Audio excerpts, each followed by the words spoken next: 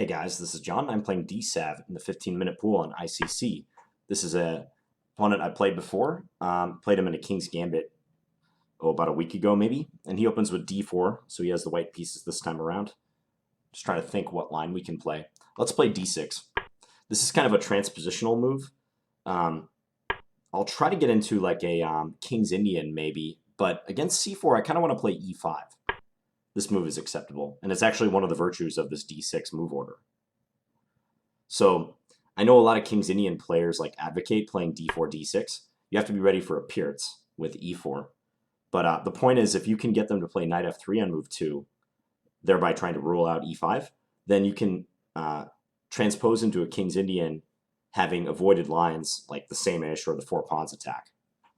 So he's responding in a conservative manner, I would say, with e3. Let's play knight c6 and just see how he continues.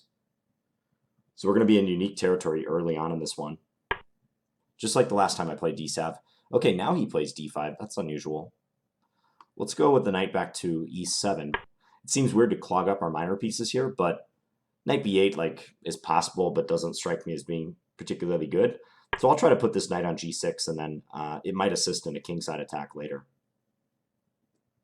I wonder if, based on how he played it, I'm justified in playing f5 already. I think I could do that if I wanted. I probably want to decide right now if I want to do that, because if I play knight f6 first, I'd be blocking my f-pawn. So yeah, let's go ahead and play f5.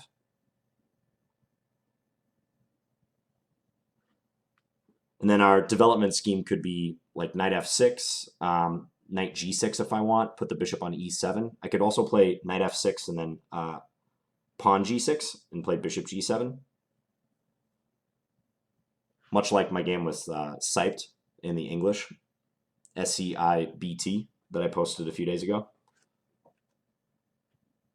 Unique territory. The center has already been somewhat closed. I'll be curious if he plays for e4 or not. He could play for f4 maybe. That would be interesting. If he does that, I'll probably play knight to g6 and attempt to defend e5 with my knight.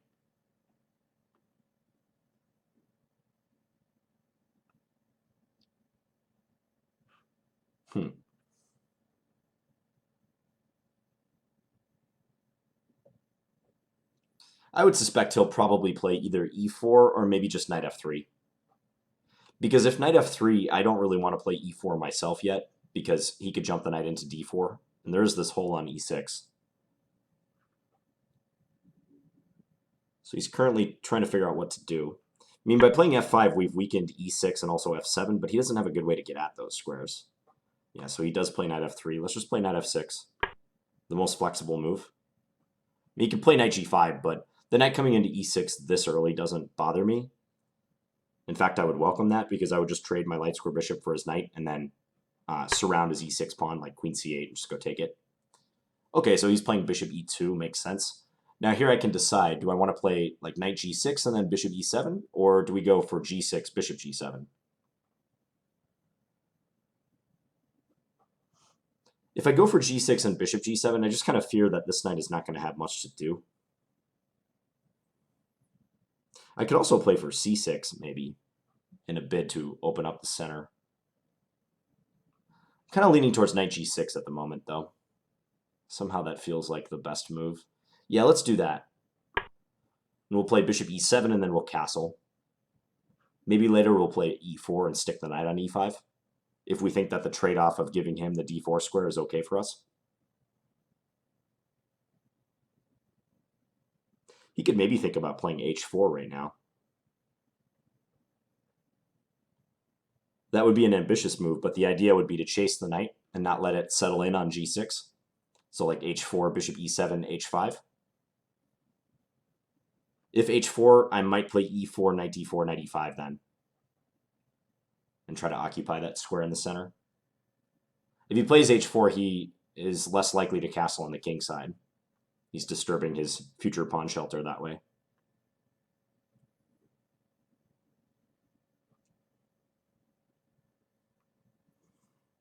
Tough game yesterday. Tough loss I took in that Nimzo Indian against, I think the guy was MWB 19, something like that. That was a good game, though. If you missed that one, go check it out. My rating took a hit. I was nearly 2370, and that game just dropped it way down. But that's all right. We're in this for the long haul. We don't really care about rating. Who cares about rating? I mean, nowadays, the only time I really pay attention to my rating is if like a performance rating is needed for a tournament. Like I'll calculate my performance rating if I'm like close to getting a GM norm or something, because in order to qualify for that, you need 2,600 FIDE. But otherwise, I pretty much ignore my rating almost entirely. Queen c2, so he's attacking the pawn on f5. But it's defended by my bishop, so it's not a big deal. I think just bishop e7. Yeah. Other moves not needed. I actually have a student who, at a couple different times in his chess career, he's a middle-aged guy, he's gone an entire year or more without looking at his rating. And he's an active tournament player, and he's made it his goal like to try to just avoid thinking about rating because he's found that it affects his tournament results. So he's never checked his rating like online. Even when he's like looking at the cross table at a tournament and like looking at his pairings, he makes an effort like not to look at the rating next to it, which is really hard. He's told me he even has to squint at the cross table sometimes so he doesn't see it. And that's a pretty extreme measure, but he's found that it works really well. And he says that he plays much more calmly when he doesn't know his rating or what his opponent's ratings are. So interesting that he now changes course and plays h4. I said I was going to play e4 and then knight e5, so I'll probably stick to that. And that could also play castles, and then if h5, just knight h8. That would be interesting. But I'm kind of thinking he might be considering castling on the queen side. That might be his grand plan. Like, say I play that, castle short, h5, knight h8. I mean, the knight looks kind of ridiculous in the corner, but it's going to come out again.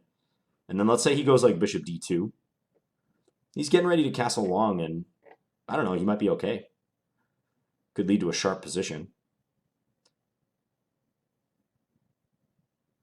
I could play h5 myself to try to stop him from playing h5, but that weakens the g5 square. With this knight being able to jump in there at a moment's notice, I don't like that idea.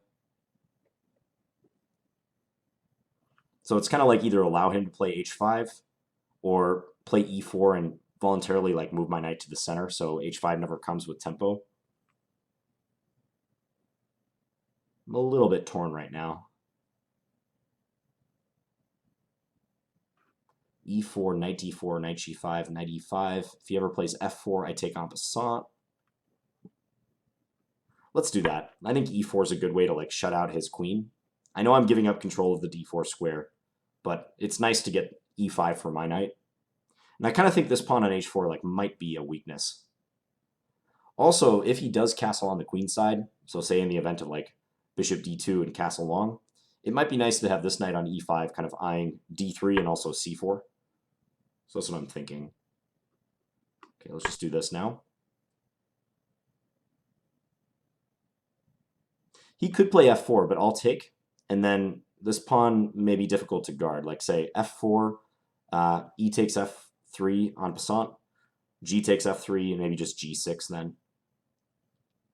Guarding f5, stopping him from playing h5.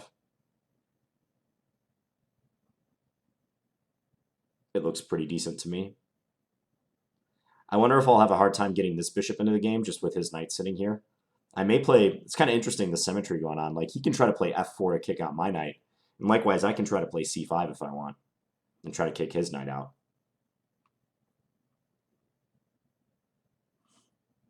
On c5, I have to watch out for the idea knight e6, bishop takes e6, pawn takes e6 with knight d5 coming almost immediately if he wants.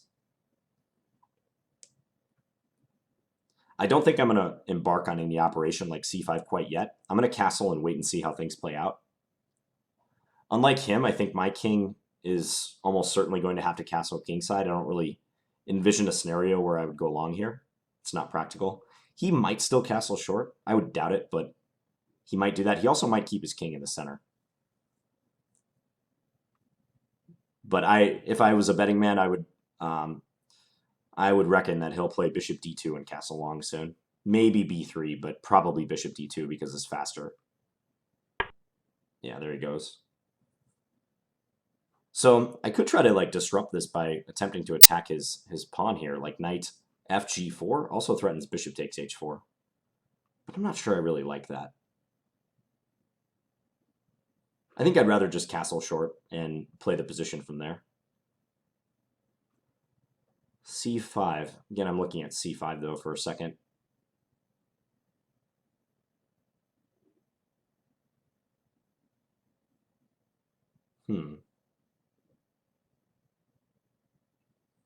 Maybe knight fg4 is like a decent chance, actually. It does threaten bishop takes h4.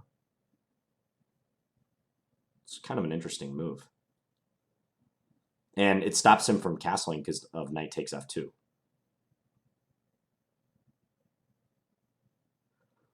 On the flip side, if knight fg4, it kind of encourages him to move his f-pawn soon. Like maybe after he tends to the g-pawn. Let's say like knight fg4, h5. I mean, maybe I can play bishop h4 then.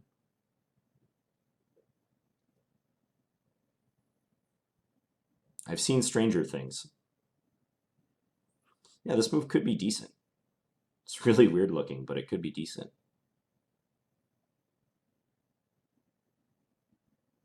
Let's try it. It looks all right on my cursory assessment of the position. I could have just castled and got into this opposite side castling affair, but pestering him with this move seems fine. I don't see a downside to doing this. If he takes on g4, I'll probably just take with the knight, but I could also maybe play knight d3 check.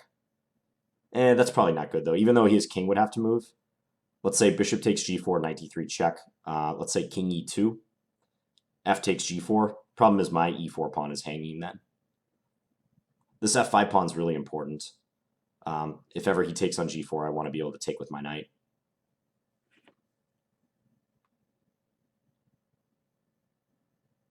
You know, I wonder if it would make sense for him to play bishop takes g4, knight takes g4, f3. Idea, bishop takes h4 check, just king e2. And he's sacrificing a pawn, but he's connecting his rooks really quickly. And my king might find itself under fire soon. Because if you're going to give up a pawn, it might as well be an h-pawn a lot of the times, especially in the early stages of a game. It's not that big of a deal if you give up an h-pawn most of the time. And he's playing g3. That's kind of the move I was trying to get him to play. I was kind of hoping he would do that. Now I feel much better about just castling, because he still cannot castle himself. We'll be able to take on f2. Yeah, so let's go ahead and do this. He can go rook f1, but it's very artificial. Rook f1 intending to defend f2 so he can castle. What would I do on rook f1? Maybe c5? Rook f1, c5. If knight e6 then, bishop takes e6, d takes e6, knight h2, hitting his rook. Let's say rook h1, and then knight into f3 check. And we have two knights like just poised to terrorize his king, basically. He's playing f3 instead. Interesting.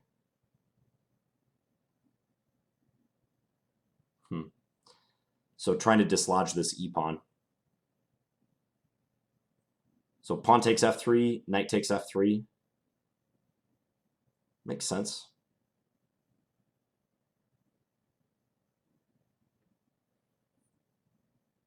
Wonder if I could play c5 here too. Counterattacking his knight.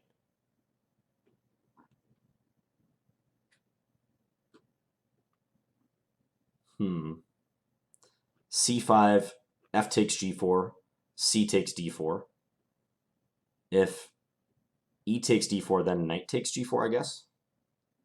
You can take with this bishop, though.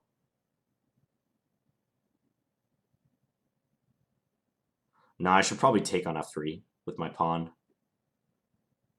When you have a choice of like two pieces to capture on a certain square with, usually you want to lead with the weaker piece, right? Like pawn takes. It's more flexible. If I take with the knight and he recaptures, I'm forced to recapture myself. But if I take with a pawn, it's not necessary for me to play knight takes f3 maybe. Okay, I'll do that. I kind of want to go c5 after this. That's what I'm thinking.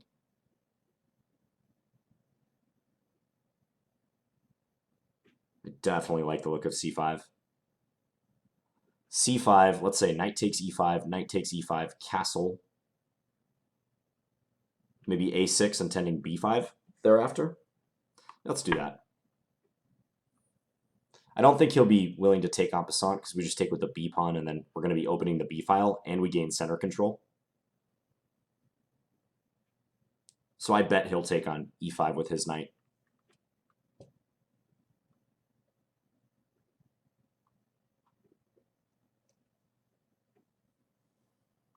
This is fun. I like this game so far. I'm enjoying myself. He does take on c6. Let's take with the b pawn. Of course, we're not going to take with the knight. We want to keep our pawns together and maybe attack down the b file. He still cannot castle queenside because of knight f2, forking the two rooks. So hence he's playing it this way.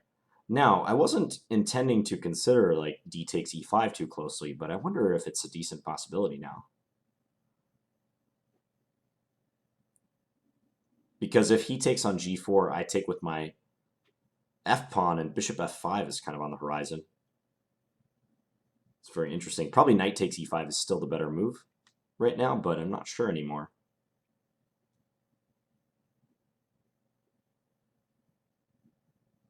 Nah, let's play knight takes e5. I like having the knight towards the queen side anyways. It's kind of funny, but he could still castle kingside. Even after all of this, he could still castle kingside if he wants.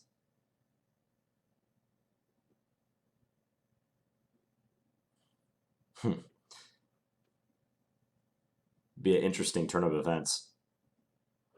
If castles kingside, I might consider sacking on h4. It's probably not sound. Like castles, bishop takes h4, g takes h4, queen takes h4, rook f2 maybe. Would spice things up. Probably first what I would do is play bishop e6 and attack this pawn on c4. So castles, bishop e6, b3. Maybe then start to consider bishop takes h4 more closely. If I could like ensure a rook lift that would do some damage, I would definitely consider it. He's getting lower on time, so am I. I've got a 1 minute advantage, but we're both getting towards blitz type time pressure.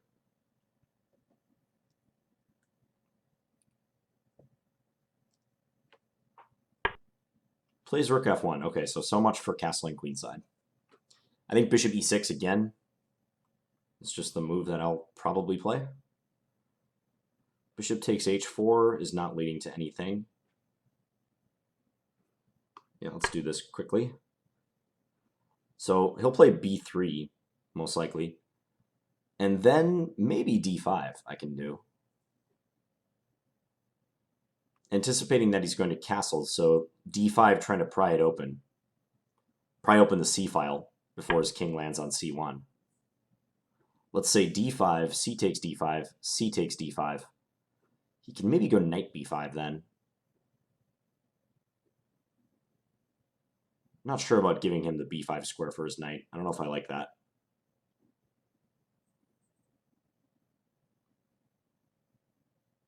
I could play rook b8 here in anticipation of him castling queenside. But d5 is the move that I really want to play.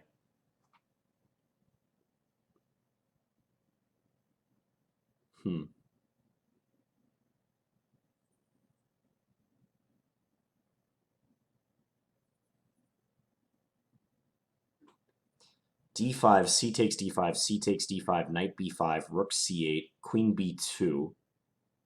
Attacking this knight. Bishop f6, bishop c3 maybe, or knight d4. He seems a bit too solid for this to work. I could play a5 here.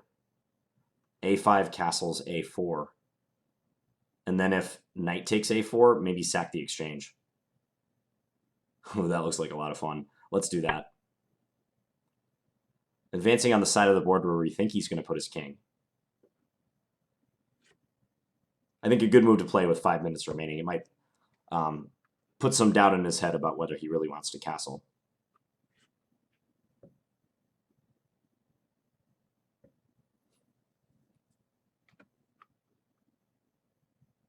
It's a little bit of shadow boxing. It's like, I know that he wants to put his king over here, so I'm making an attacking gesture towards the area of the board, basically signaling like, I'm coming for you if you put your king over there. It would make anyone a little nervous. So let's say castles a4, knight takes a4, rook takes a4, pawn takes a4. I think d5 would be a strong move then. Opening the dark square bishop towards his king.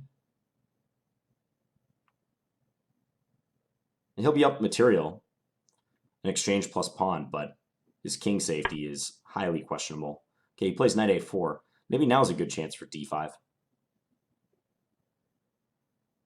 Now that his knight is distracted a bit. I give up control of the c5 square, though.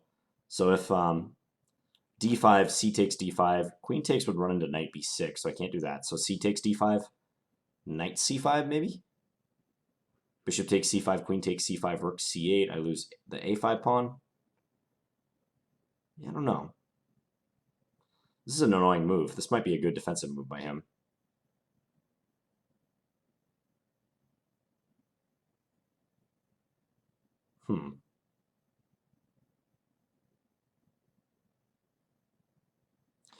It just might be. What about d5, pawn takes d5, bishop takes d5? He has rook takes f5 in that case, which is unfortunate for us.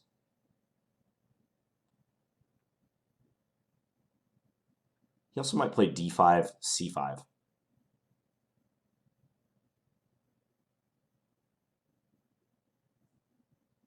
Decisions.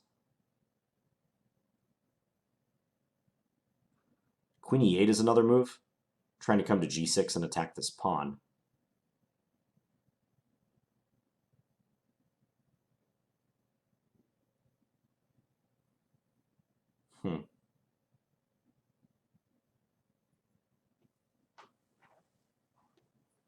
Maybe I want to go knight d7 and try to play castles, knight b6, and trade with him a little bit.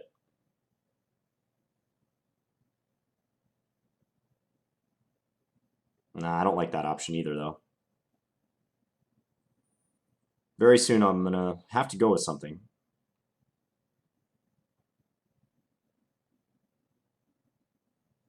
Okay, I'm going to do this move.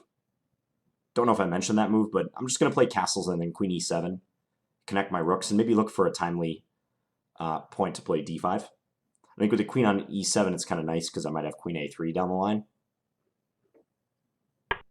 Now the bishop's better on f6 than it is anywhere else. Okay, here I can play knight e3 and attack that, or knight g4 rather, and attack that pawn. But he can take it with his bishop.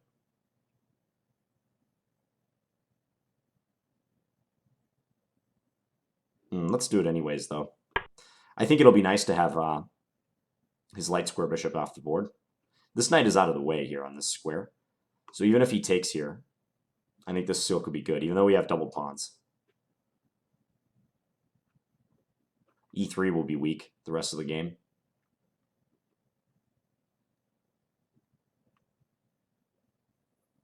Surprised he played bishop c3. I wasn't anticipating that move.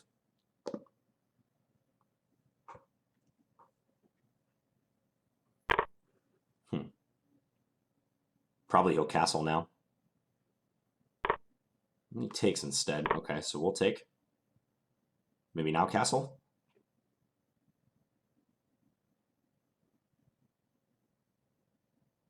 If he castles now, maybe we trade on f1 and then play queen e7 and look to like get our rook into the game quickly.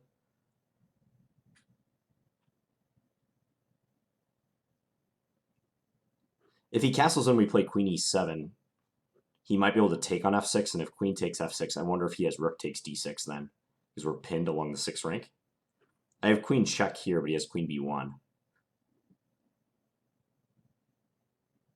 Yeah, so probably if he castles, we should play rook takes f1. Wonder if castles, rook takes f1, queen e7, queen e4.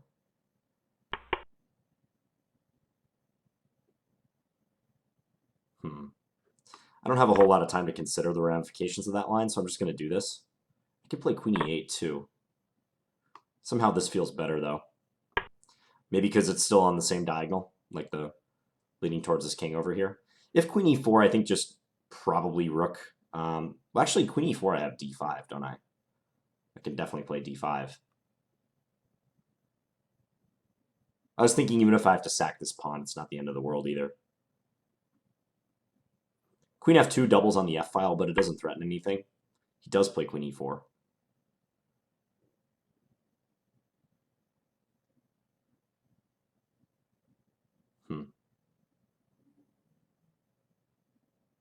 Okay, let's go ahead and play d5. If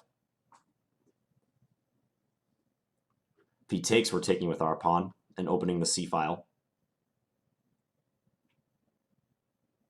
If queen e5, probably rook e8, just so that knight c5 doesn't threaten anything. And I can play queen takes c5.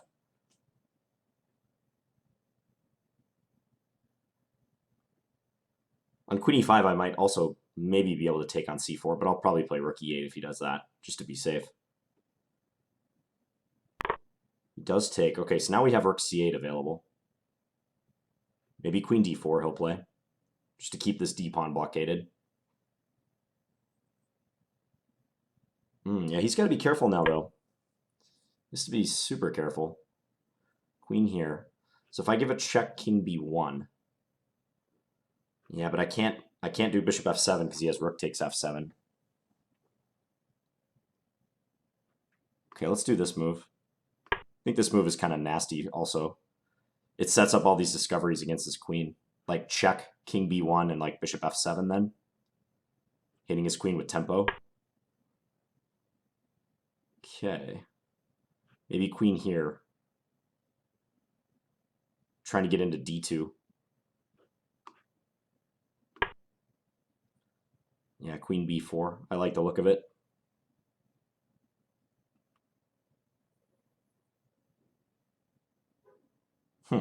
Still tough to assess, though. I mean, it's pretty unclear. Queen d4, queen d6, attacking g3. He has queen f4 then. I don't want to trade queens. His king is a bit more relevant than my king. Also, I still have doubled pawns. So like my chances are definitely against his open king. Plays queen c3 instead. Not sure that's as accurate. Now I can come here and hit the g3 pawn. Also, rook c8 is coming. Yeah, I think queen d4 would have been a better attempt right there. Okay, if I go here, is he going to take on a5? And do I care? Because rook c8, queen takes a5, queen c6, I'm threatening queen c1 mate. Looks rough for him. There's also queen takes, queen e5 check. Arguably even better.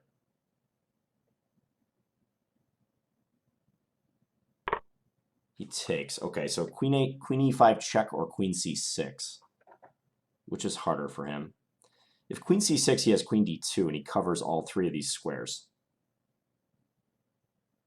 So maybe queen e5 check. Check. Yeah, that looks like the better option. If knight c3, he'd be walking right into a pin, so... Okay, so let's take this pawn. I'm watching the back rank. I don't want to get back ranked or anything. Queen c1 is now an idea again. He's under 10 seconds. And I think we're going to prevail. Yeah, he plays queen a6. I think checking is fine. Multiple things are going to win because he has no time left, but yeah, let's give it check. Check. Yeah, and he lost on time. Okay, but yeah, I think at the end here, it's pretty bad for him. If king b4, rook b8 check looks good. I think his king safety is it's too much. If knight b2, he's pinned. He is threatening our bishop here, but yeah, I mean, worst case scenario, we could just move it like bishop d7 or something. Intriguing game. Let's go back and take a look at it. So d4, d6. As I was saying, King's Indian players like to use this move order because let's say white plays knight f3 in a bid to stop e5. After knight f6, c4, g6, we're going to head into a King's Indian, and you've basically circumvented a lot of annoying lines, like the 4 pawns attack and the Samisch. White's already played knight f3, which commits him to certain setups, like the classical King's Indian. So d6 is a pretty interesting move. I mean, the downside is you have to be ready for e4. This is a Pyrrhot's defense. We've transposed. So c4 is possible, but after this, e5 is known to be fully playable for black, because if white takes on e5 and then enters this endgame, check. This endgame is pretty pleasant for black. Black will play c6 and put the king on c7, and the king being in the center, as many of you guys may know, is not that big of a deal when you've traded queens. And black hasn't had to make any structural concessions in order to get the queens off the board, unlike, for instance, like a Berlin defense.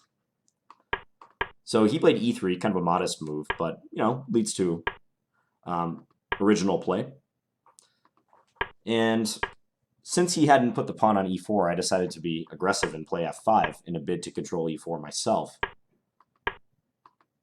I think this setup we chose is fine. I mean, I was kind of debating the various setups that black has. Let's just stick the engine on right about here when he went h4. Knight g4, the computer likes. It's interesting. Knight g4, and if h5, knight f8, knight h4. Okay, so trying to come at these pawns, basically. Yeah. It seemed more natural to put the knight on e5 to me, so that's why I played it like this. And I was mentioning the symmetry, like for both sides, f4 and c5, those are ideas, trying to kick these well-placed knights out of the center. Or make one side take en passant and thereby loosen their grip on the center. He played bishop d2. Yeah, and the computer likes knight fg4.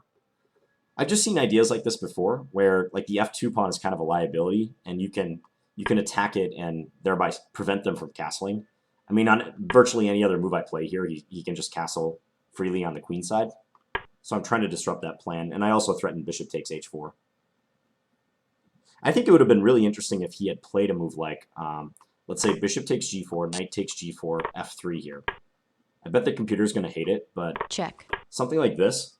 And he gives up a pawn, but the rooks get connected, and I feel pretty uncoordinated right now. I mean, if let's say I take, he takes with his g-pawn, you see the eval go way up for white. If I move my knight, he can take on f5. This is the sort of thing that can happen. Now all of a sudden it looks like black is the one who's having trouble getting coordinated, getting their pieces out. But I guess in that case, take f3, take h4, check. King e2. Apparently knight e5 is decent. Take, and then queen g5. Okay, so we can go on the counterattack if he plays this way. Maybe queen g4 check's also an idea. So it may not work for tactical reasons, but it was something to think about for him, trying to pitch the h4 pawn and play f3 and just kick me out. But he played g3 instead, just guarding that pawn. I castled. I like the fact that he can't castle still. He played f3. I didn't quite like that move for him, but then again, there might not be a perfect solution to his problem.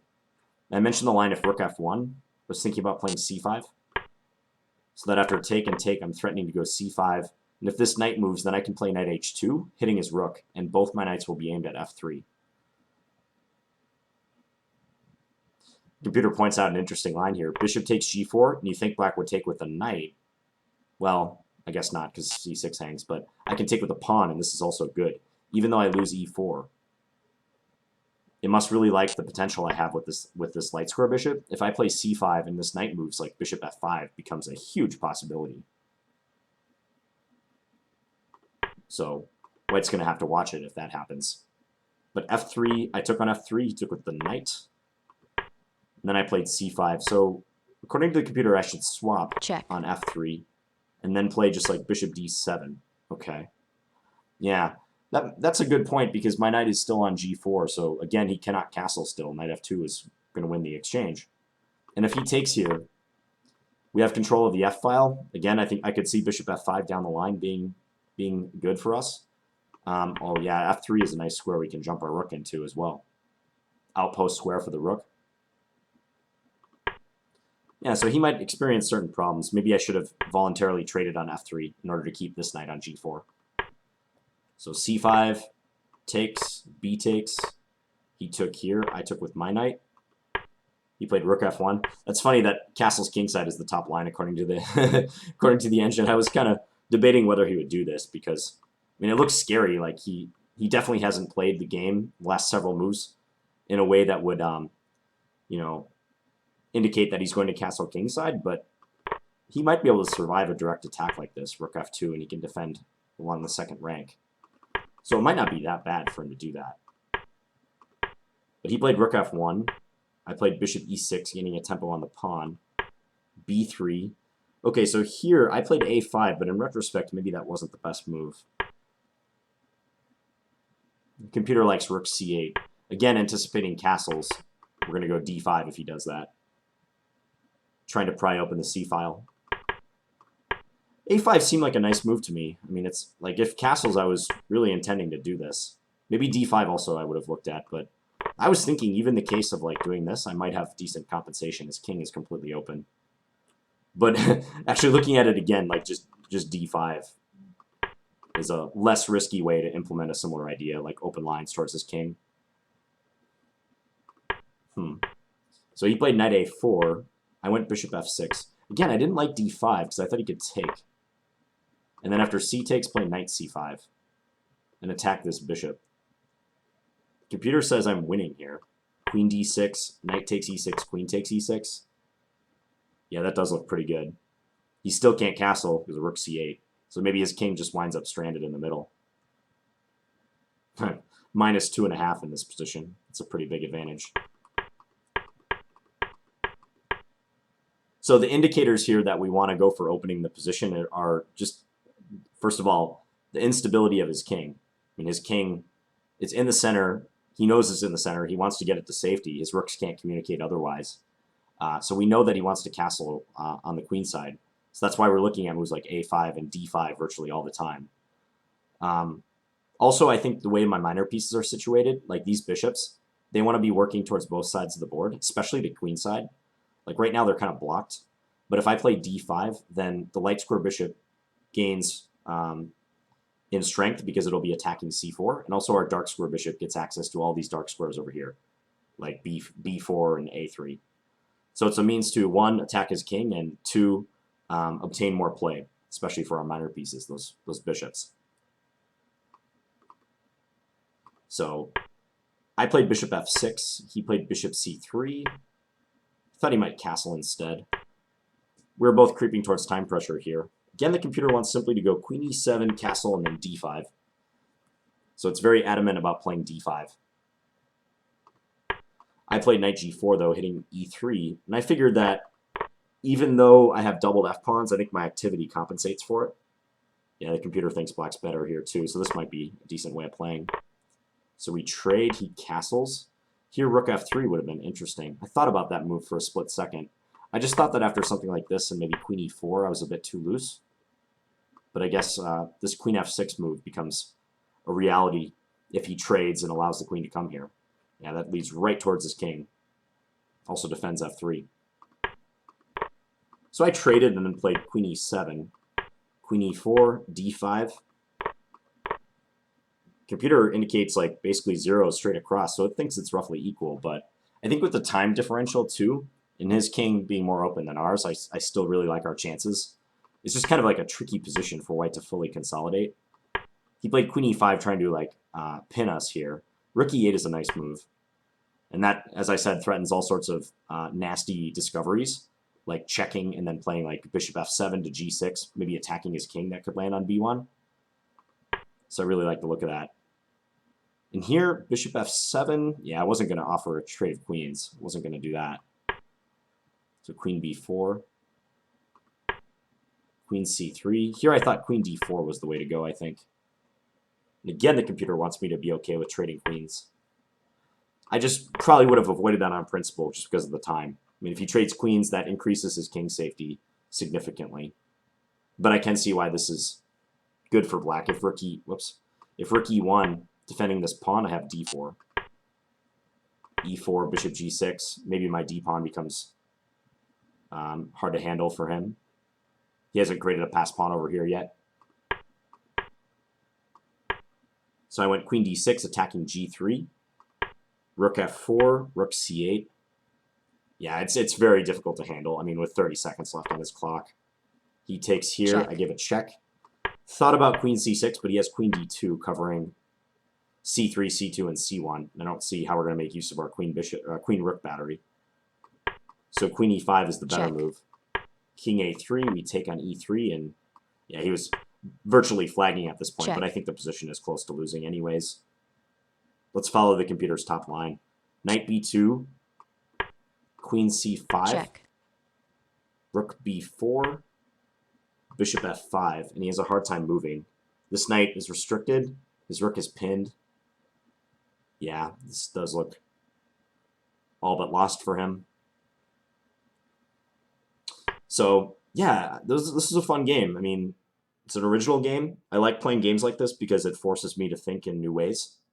And that's what I'm trying to do on this channel. I want to constantly challenge myself because that's how you obviously improve in chess. It's like you put yourself in positions that you're uncomfortable with, and you try to figure out like what's the source of that discomfort, and eventually try to embrace positions. You know, if you're uncomfortable playing positions outside of your normal openings, well, maybe you should give a new opening a try for like a week and see how it goes. I just lost a blitz game today in the French defense, a very sharp line of the French defense, and it was a 3-minute game, and I kind of got crushed, honestly, but it was interesting nonetheless, and I learned a few things about that line because of that loss. So, hope you guys enjoyed this video. I'll be back tomorrow with another standard video. Thanks for watching, guys. Bye.